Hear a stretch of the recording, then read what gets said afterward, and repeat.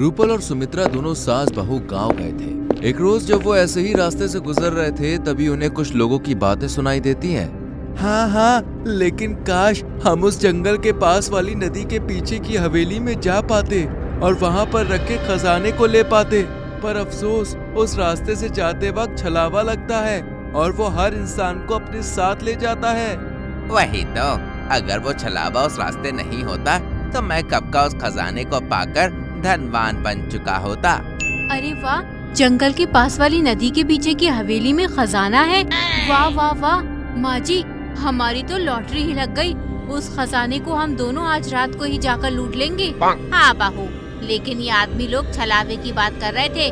वो एक बुरी शक्ति होती है जो इंसानों के साथ छल करके उन्हें अपने साथ ले जाता है। अरे माँ जी, आप भी क्या इन बेवड़ों की बातों पर विश्वास कर रही हो? चलो, आज की रात मजा हुस्न का आँखों से लीजिए। रूपल और सुमित्रा का स्वभाव पहले से ही काफी लालची था। वो दोनों उस रात उस हवेली का खजाना पाने के लिए निकल पड़ती हैं। वो दोनों काफी देर तक चलती रही, लेकिन उन्हें हवेली दूर दूर तक नहीं दिख रही थी। तभी उस काली सुनसान सड़क पर उन्हें एक नाई की दुकान दिखाई देती है। उस दुकान में एक जवान आदमी था और दुकान की दीवार पर एक आदमी की फोटो पर हार चढ़ा हुआ था। भैया, यहाँ वो नदी के पीछे वाली हवेली कहाँ है?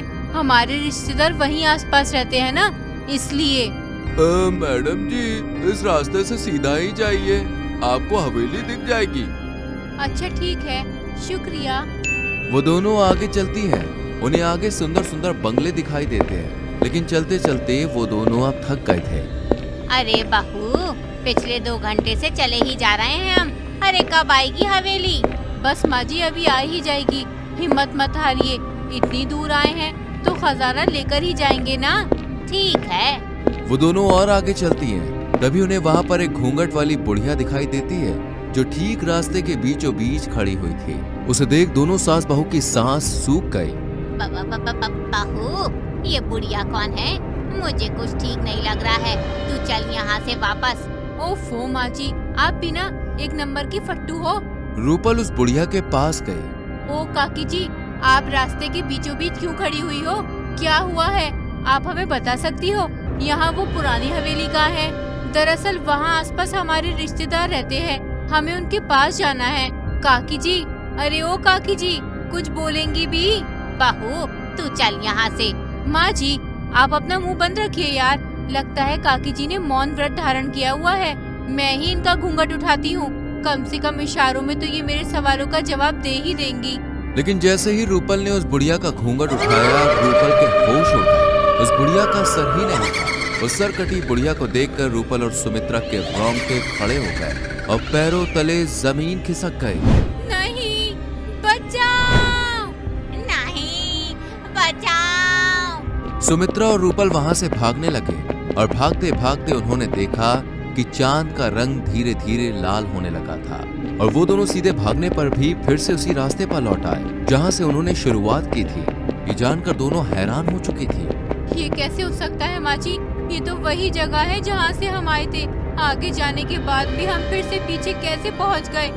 बहू, वो देख, सामने वो आदमी खड़ा है जिसकी तस्वीर पर नाई की दुकान में हार चढ़ा हुआ था। क्या? आज तुम दोनों के जीवन की आखिरी रात है, क्योंकि छलावे के माया जाल में तुम फंस चुकी हो। नहीं, नहीं। सुमित्रा और रूपल दोनों अपनी जान बचाते हुए आगे भागने लगी। भागते भागते उन्होंने देखा कि वो सारे सुंदर बंगले भी वहां से गायब हो चुके थे। लेकिन भागते भागते अचानक से उन दोनों के पैर रुक से गए। ये क्या बहू, मेरे पैर जम से गए हैं। ये हिल क्यों नहीं रहे हैं? क्या पता माँ जी।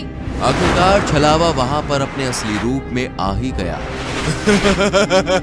तुम दोनों सास बहू ने इस रास्ते से आकर अपनी जिंदगी की सबसे बड़ी भूल कर दी। अब मैं तुम दोनों को मारकर अपने साथ ले जाऊंगा। अंत में छलावा उन दोनों को मारकर अपने साथ ले ही गया। इसलिए कभी भी लालच नहीं करना चाहिए और साथ ही किसी की दी गई या किसी से सुनी गई चेतावनी को मानना चाहिए।